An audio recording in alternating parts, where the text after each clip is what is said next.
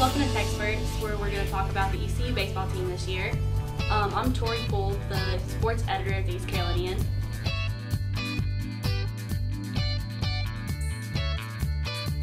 This is Kayla Morton, the former baseball writer and now sports chief.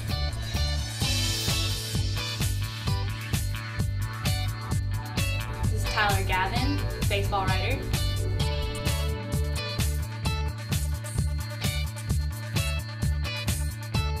And Sean Finnerty, the other baseball writer.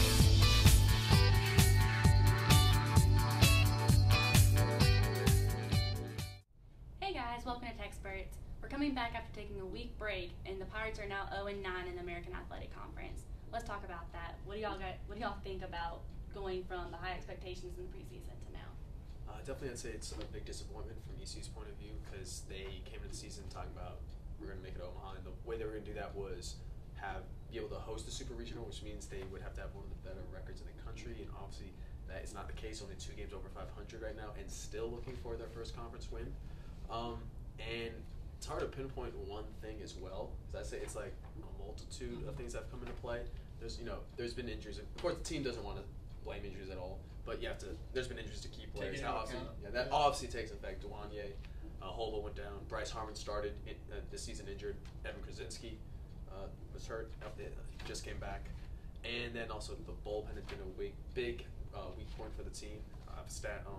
ECU has been outscored in the 9th inning 24-8, which is a huge disparity.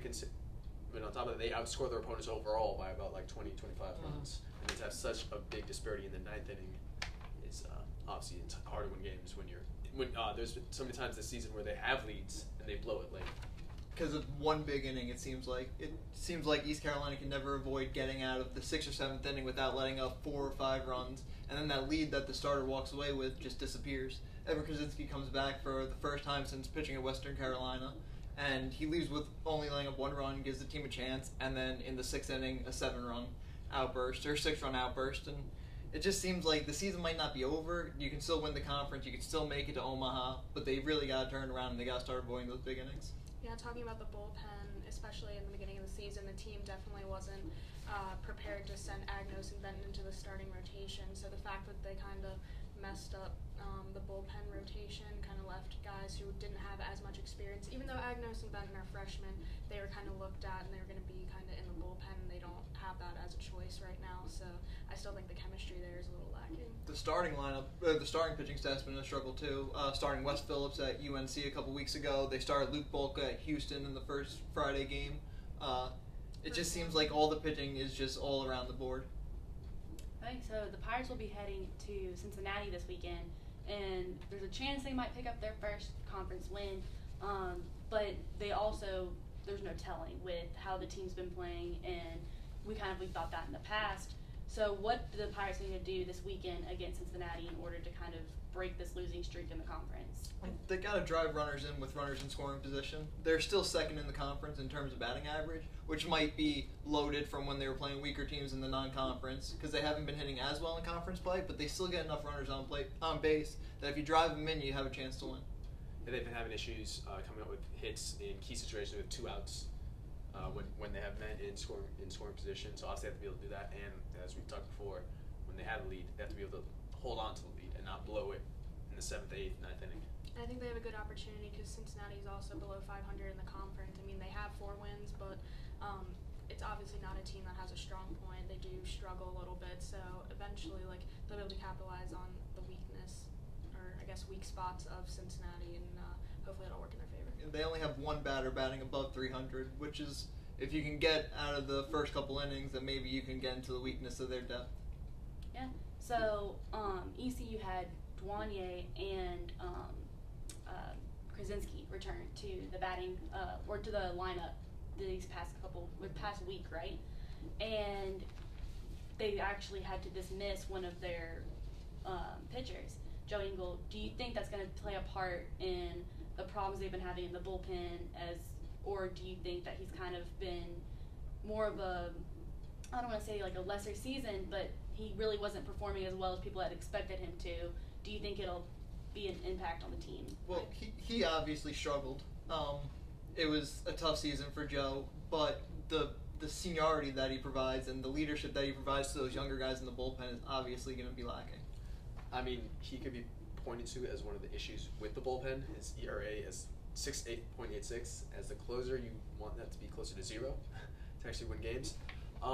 Maybe because we don't really know the real details of how it all went down. So maybe there was things going on behind the scenes that made it, I don't want to put conjecture, but poisonous to the clubhouse, so to speak. Maybe this will be an uplifting team, or also like, oh, we got to get our butts in gear because we might be kicked off the team too. Who knows how this could go down?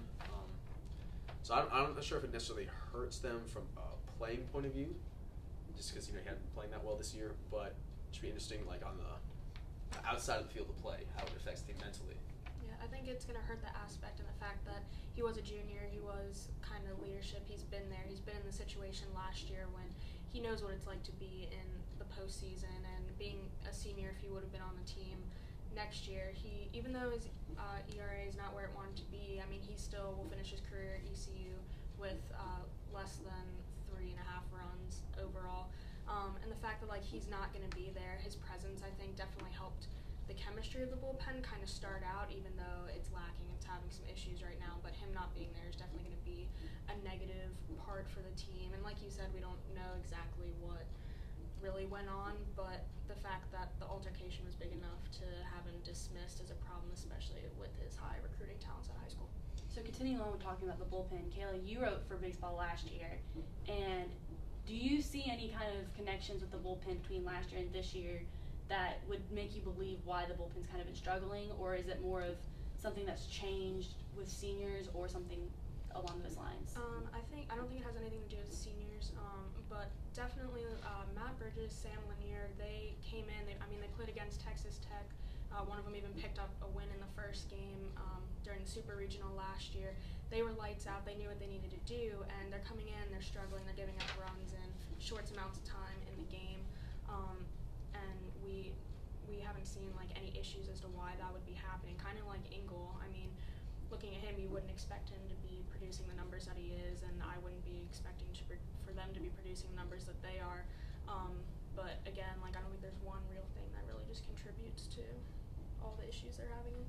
I honestly think it's kind of a mental thing, because I think these guys, they all have the talent to get it done, and just maybe some mental block. Because a lot of times they've been walking guys. It's not like necessarily guys have been crushing them, hitting balls out of the park. They've been walking guys, hitting batters, just giving them free bases. I think there's a lot of pressure on the bullpen too, that the offense hasn't been putting up enough runs to really give them a little bit of leeway, so that when that one big inning does happen, the lead is already gone. And I think if the offense can start driving in runs, it might just have a huge ripple effect through the team. So although the season's going to continue on, this will be the last TECsperts that we will film for baseball this season. Talk about, just closing here, is there still Omaha in sights? Do you think that there's still a chance, as the team was talking so highly of it going into the season, saying that that was their goal? Do you think that's still over the horizon, or no? I mean, I'm sure it's definitely in their minds. I mean, every team is going to have a chance in the conference tournament because all teams make the tournament, and if you win the AAC tournament, then you'll get a bid. But they definitely need to turn around. They need to pick up some wins in the conference. They need to, I guess, make them not as much as a laughing stock compared to the other teams in the conference. Yeah, I'd say technically it's not impossible, but it's gonna have to take a huge turnaround. They're gonna have to play borderline flawless ball from here on out the rest of the season. Cause it seems like what's happening is it's correctable mistakes, but they actually have to correct them, actually get done. But obviously. And that's why I think that Omaha isn't out of reach. I think there are a lot of correctable mistakes that if you stop walking batters and you stop making errors in the field, and you cannot leave 303 runners on base, if you can knock some of those guys in, that ECU was one of the strongest teams coming in, and if you look at their hitting stats, they're still one of the highest teams. That if that pitching staff and those leaders come together, that I don't think the season's lost at all.